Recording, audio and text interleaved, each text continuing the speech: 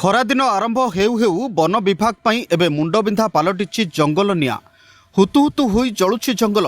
ଗଞ୍ଜାମ ଜିଲ୍ଲା ଖଲିକୋଟ ନିକଟସ୍ଥ ବଡ଼ଘାଟି ନିକଟରେ ଥିବା ଜଙ୍ଗଲରେ ନିଆଁ ଲାଗିଥିବା ଦେଖିବାକୁ ମିଳିଛି। ଖବର ପାଇ ଖଲିକୋଟ ଅଗ୍ନିଶମ ବାହିନୀ କର୍ମଚାରୀମାନେ ପହଞ୍ଚି ନିଆଁକୁ ଆୟତ୍ତ କରୁଛନ୍ତି।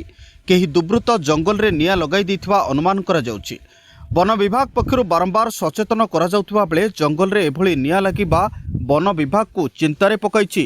ବନାଗ୍ନି ରୋକିବା ନେଇ ବନ ବିଭାଗ ଲୋକଙ୍କୁ ସଚେତନ କରୁଥିଲେ ମଧ୍ୟ କୌଣସି ସୁଫଳ ମିଳୁନି।